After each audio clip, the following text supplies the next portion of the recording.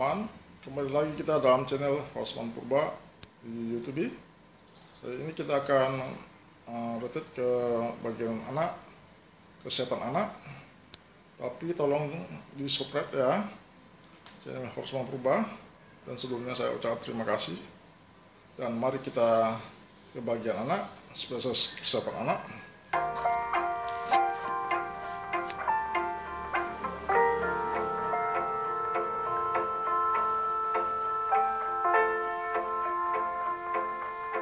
Selamat pagi semua para ayah, para ibu. Saya senang banget hari Minggu karena banyak ayah yang hadir. Biasanya dulu kita parenting class itu hari Sabtu ya, hari kerja. Ibu-ibu semua yang datang, bapak-bapaknya ketinggalan. Tapi sekarang kita putuskan untuk hari Minggu karena banyak keuntungan juga ya. Jadi parkir lebih luas, kemudian bapak-bapak bisa ikut. Kalau misalnya nggak ikut, anaknya juga bisa dijaga di rumah oleh ayahnya gitu ya. Ini mungkin udah yang keempat ya tentang makanan pendamping. Tapi hari ini agak berbeda karena saya menghadirkan teman Dokter Clara. Dokter Clara adalah dokter anak ahli gizi. Jadi kalau udah bermasalah saya biasanya kirim ke Dokter Clara. Jadi Dokter Clara sebetulnya staf pengajar bagian gizi di bagian anak. Jadi dia itu biasanya levelnya ngajarin dokter anak. Jadi karena konsultan ya. Jadi tapi saya lebih ke prevention. Jadi artinya ada beberapa yang belum mulai makan bayinya. Ada berapa? Coba angkat yang tinggi. Ada berapa? Oke, ya. Jadi sebetulnya kalau kita mengikuti hari ini, mudah-mudahan bisa menjadi bekal ya, karena sebetulnya makan itu kelihatannya gampang, tapi kalau banyak sekali hal-hal yang keliru. Saya misalnya tunggu gigi tumbuh baru dikasih yang kasar gitu ya. Akhirnya udah ngemut baru datang ke kita. Nah itu biasanya udah susah gitu ya. Jadi ini kita mulai dari dasar sekali, tapi mungkin nanti kalau ada yang bermasalah bisa kita diskusikan sama-sama. Dan kita lihat aja kenapa masalah itu timbul. Karena kalau udah masalah sebetulnya mungkin di sini akan dijawab sedikit, tapi harus personal. Ya, karena kalau yang bermasalah itu mesti dicari benar di mana salahnya. Gitu. Oke, saya akan membagi diri dengan Dokter Clara. Saya lebih ke ASI dan transisi ke MPASI. Dokter Clara lebih ke MPASI. Saya selalu menekankan bahwa ASI itu bacanya menyusui. Karena sekarang di masyarakat banyak sekali yang bangga banget dengan ASI perahnya banyak, tapi bayinya kecil-kecil banget. Gitu ya. Bahkan ada yang saking ketakutannya nanti mau 6 bulan, nabungnya dari sekarang padahal bayinya belum naik berat badannya. Jadi saya selalu berpesan, kalau cuti, manfaatkan untuk menyusui. Karena menyusui itu bukan hanya memberi ASI, tapi memberikan kekebalan di ASI itu sendiri dan menstimulasi. Jadi menyusuinya harus dipertahankan. Ya, kalau bahasa Inggrisnya kan breastfeeding. Ya, tapi kita di sini mempopulerkan dengan ASI. Air susu ibu, sehingga orang jadi ASI-nya sendiri yang terlalu ditonjolkan, mengabaikan yang lain. Padahal otak itu perlunya dua, ASI-nya sendiri dan prosesnya. Nanti kita lihat ya, kenapa dia penting. Nah, 2 tahun pertama, kami sangat bersyukur bekerja di Rumah Sakit Bunda. Parenting class-nya udah mulai dari hamil biasanya. Jadi kita punya parenting class, ibu hamil udah duduk di sini. Supaya apa? Supaya konsepnya memilih ASI itu betul-betul mancep.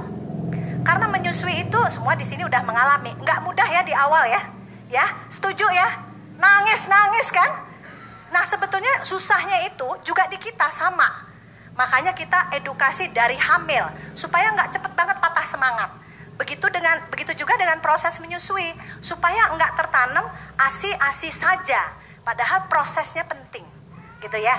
2 tahun pertama yang dilihat, jadi ASI penting sekali, bagus sekali, eksklusif 6 bulan, tapi ada syaratnya.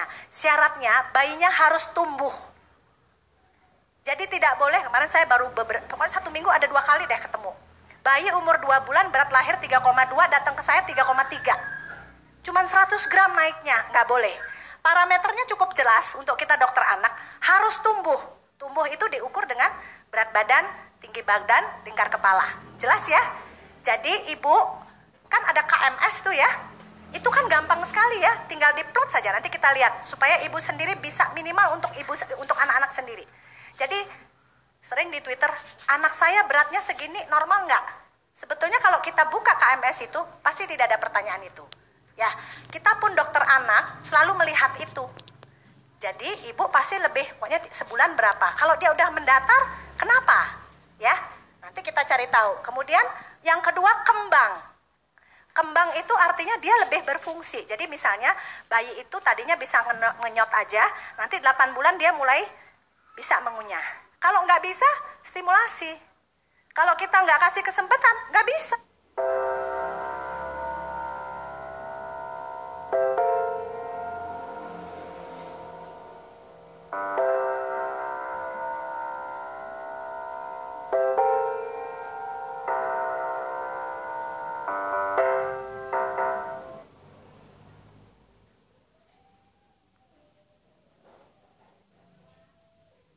Sama seperti orang punya sepeda tapi nggak pernah dipakai, nggak bakal bisa, sampai kapanpun nggak akan bisa. Dan untungnya otak ini sifatnya plastis, namanya brain plasticity. Otak punya fase sensitif, otak punya fase kritis. Kalau nanti ngemutnya udah di umur 3 tahun, terus kita mau dari sekarang bantu itu nggak mudah. Perlu lagi di sini sih ada ahlinya, tapi nggak gampang untuk bekerja pada anak-anak yang sudah ada problem. Jadi kalau bisa ikutin step-step perkembangannya supaya nanti tidak ada kesulitan. Anak belajar makan itu up and down nafsunya itu sih wajar. Semua nggak ada yang terus bagus. Nanti tumbuh gigi berhenti dulu dia sedikit. Atau sakit sebentar berhenti dia, sabar gitu ya. Jadi nggak bisa otomatis anak saya nggak bisa makan, besok harus bisa makan, nggak mungkin. Ya karena itu satu proses. Jadi 2 tahun pertama adalah fase sensitif. 6 bulan pertama adalah fase kritis. Fase kritis itu artinya nggak bisa balik lagi dia. Jadi makanya proses menyusui itu sebetulnya itu banyak sekali yang berperan. Nanti kita lihat di sini. Saya selalu berpesan pada semua ibu, semua bapak, bahwa menyusui itu tadi, satu, bukan hanya memberikan ASI, bukan hanya memberikan nutrisi terbaik, tapi di dalam ASI itu juga ada memberikan kekebalan. Yang saya merah-merahin itu stimulasi dan attachment. Ini memang kita nggak bisa lihat bagaimana hasilnya ya, kalau kan memberi nutrisi, berat badan, tumbuh gitu kan. Kalau ini memang attachment apalagi, nggak bisa kelihatan. Kelihatannya nanti, anaknya akan menjadi anak yang secure, anak yang sangat menyenangkan orang lain, anak yang bisa berempati, anak yang bisa beradaptasi dengan lingkungan. Ya, itu hasilnya. Kapan hasilnya? Nanti. Mungkin waktu 5 tahun lagi, mungkin 6 tahun lagi, baru kita lihat. Ini memang proses menyusui itu proses yang sangat panjang. Hasilnya nanti, makanya saya selalu bilang ASI itu investasi terbesar untuk seorang atau kehidupan anak. Ya. Nah, terus yang paling bawah itu mencegah penyakit jangka panjang ya. Jadi kalau kita menghadapi bayi dengan minum susu formula, biasanya kita harus hati-hati dengan obesitas. Ya. Jadi artinya kalau misalnya ibu, biasanya kan kalau baru lahir dijadwalin 8 kali berapa gitu. Nanti bablas jadwalnya. Jadi udah menjadi kebiasaan dia minum susu malam pakai dot, terus hasil akhirnya giginya keropos, anaknya gemuk. Nah, kalau udah gemuk susah. Jadi kita harus buka lagi KMS. Buka lagi berat badannya itu supaya tidak kegemukan. Nah, kalau ASI, biasanya di dalam ASI sendiri tidak ada komponen yang bikin karies. Ya, tapi kalau anaknya ngemut makan bisa karies. Jadi anak yang ASI, tapi terus makannya ngemut, itu juga bisa karies. Ya, jadi memang walaupun maksud saya gini, ASI itu bukan segalanya. Banyak hal yang kita harus lihat faktor lain. Gitu. Terus misalnya kita tidak bisa memberikan ASI, terus pakai formula, bukan juga harga bahwa oh anak saya jadi jelek nanti. Enggak juga, karena banyak sekali faktor yang bisa mempengaruhi seorang anak bisa bertumbuh dan berkembang. Jadi proses menyusui adalah proses stimulasi. Jadi saat bayi menyusui, kan kayaknya nyusu aja gitu. Tapi sebetulnya banyak sekali, ini baru 1 hari bayinya. Baru 1 hari posisinya ke belakang situ karena dia lebih nyaman begitu. Yang kita lihat adalah mulutnya. Kalau botol sama netek itu bedanya, kalau netek itu nyusu itu yang bergerak ototnya banyak. Ya, belum lagi di dalam. Kalau botol itu cuman otot di sini saja. Ya, jadi makanya dia kalau udah pakai dot, terus kita suruh pakai nyusu, lebih susah karena apa? Dia bisa kalau ASI-nya penuh, payudaranya penuh. Tapi kalau yang bagian yang kosong, di mana otot lain harus berfungsi, jadinya bayinya nggak mau, lama-lama. Ya, ini saya mau kasih lihat bahwa proses ini penting. Mungkin ini nggak kelihatan ya, tapi mulutnya itu luar biasa kompleks gerakannya. Jadi proses menyusui harus dipertahankan. Itu adalah proses bayi menerima stimulasi panca indera. Ya, jadi bau ibunya, lihat ibunya, hitam dia paling bisa lihat ya, warna hitam itu adalah warna yang paling bisa dilihat oleh bayi. Belum lagi disentuh ya. Jadi bayi itu kepintarannya itu terangsang nomor 1 karena interaksi dan sentuhan. Itu nomor 1. Kemudian pendengaran, belum kalau ibunya nanti makan sambal, makan gado-gado, itu stimulasi rasa dari ASI itu berubah-berubah. Ya, jadi itu adalah bagian dari stimulasi yang memberikan input ke otak supaya dia pinter. Nah tadi ya saya ingatkan lagi bahwa kalau kita memberi ASI nggak cukup hanya memberi ASI, proses menyusui dipertahankan. Ini adalah saya mau menggambarkan lagi bahwa prosesnya sangat kompleks. Jadi payudara putingnya mesti masuk banget. Nah kalau misalnya ibu-ibu yang putingnya blesek atau putingnya kecil di awal, lama-lama dia akan disedot. Jadi kalau misalnya anak pertama sama anak kedua itu jauh lebih gampang menyusui di anak kedua. Karena putingnya udah terbentuk. Kalau anak pertama kan mungkin ibu masih nangis-nangis ya karena putingnya datar. Tapi puting itu kalau disedot terus jadi dia akan keluar. Nanti anak kedua jauh lebih mudah. Ya, dan proses ini memerlukan otot yang sangat kompleks. Dan lidah itu adalah suatu yang bisa stretching.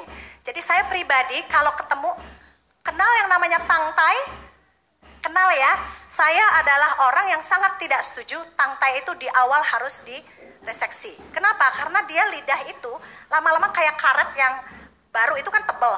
Lama-lama kalau dia payudaranya gede terus bayinya nyusu bener, ya biasanya dia stretching. Jadi dia jadi melar jadinya. Kecuali memang benar-benar kejitet tebel gitu, itu mungkin nggak bisa. Tapi kasus begitu jarang sekali. Ya, jadi selama saya di sini 15 tahun mungkin cuma 1 saya punya kasus yang memang harus direseksi. Ya, itu juga yang membuat kita di sini mengambil sikap kalau ada tangtai tidak usah di hari-hari pertama di itu. Biarkan aja dulu prosesnya. Terus kita lihat berat badannya tumbuh nggak? Terus kita benerin karena kan semua bayi atau semua ibu pasti lecet kalau menyusui. Ya, semua ibu tidak ada yang tidak lecet. Ya, kalau pertama karena memang dia masih agak datar. Dengan benerin posisi, dengan belajar latch on yang benar, biasanya akan lecetnya atau terasa sakitnya hilang. Nah ini yang mungkin kurang populer, tapi hari ini saya akan menekankan ini. Sekarang banyak sekali kelahiran seksio. Ya, kelahiran seksio itu sangat tinggi, di atas 50% di rumah sakit kita. Sebetulnya kelahiran seksio itu ada ruginya buat anak. Ya, ruginya adalah dia tidak terpapar dengan flora normal yang ada kalau lahir dari bawah. Ya kan itu situ ada anus, ada vagina. Itu sebetulnya memberikan membuat sistem kekebalannya mereka lebih terangsang. Nah, ini digambarkan adalah kalau dia lahir normal, itu kuman-kuman baik atau kalau dia kuman-kuman baik itu merangsang sistem kekebalan di otak sehingga yang keluar atau yang aktif adalah sistem kekebalan yang baik. Tetapi kalau steril, maksudnya kalau lahir seksio, ya, itu harus kita lakukan pemberian ASI atau IMD untuk walaupun sedikit ya. IMD itu kan juga ada kumannya walaupun tidak sebanyak di bawah. Tapi kalau itu tidak dikerjain malah lebih rugi lagi. Makanya kita sekarang jarang melihat walaupun pakai ASI, jarang banget bayi itu tidak alergi. Karena memang alergi itu sangat dominan di awal kehidupan. Kalau ibu hamil itu justru dominannya alergi. Jadi kalau ibu tadinya nggak pernah punya asma, tiba-tiba hamil jadi asma. Kenapa? Karena memang yang aktif saat hamil itu adalah yang jalur ke alerginya. Nah itu juga yang terjadi pada bayi baru lahir itu sangat alergenik. Jadi kalau kita sedikit aja ngasih formula di awal ya, itu sangat alergi dia. Maka walaupun sedikit kolostrum itu tetap dikasihnya ASI supaya sistem kekebalan yang jalur ke alergi itu tidak aktif ya. Karena itu akan mempengaruhi semua. Jadi kekebalan selanjutnya. Ya, apalagi kalau misalnya dalam dia menunggu dalam hidupnya itu dikasih antibiotik lagi belum apa-apa. Nanti usus itu kan yang flora-flora baik itu mati juga dia. Nah, itu akan merubah flora di kemudian hari. Ya, jadi pemberian antibiotik yang tidak perlu juga kalau bisa tidak, ya, kecuali terindikasi. Kuman-kuman baik itu ngasih sinyal ke otak. Ya, jadi kuman-kuman atau mikrobiota yang baik itu memberikan sinyal ke otak sehingga sistem kekebalannya akan terangsang lebih baik. Ada 3 yang penting dari tadi ya, saya bilang bahwa bayi yang bisa mengisap. Jadi kalau bayinya nggak mampu, misalnya bayi prematur, ya. Bayi prematur itu kan kecil sekali, nggak bisa ngisep dia, nggak bisa prosesnya terjadi. Tapi kalau bayi prematur itu kan lama-lama jadi gede, payudaranya tetap segitu-gitu aja, ya kan?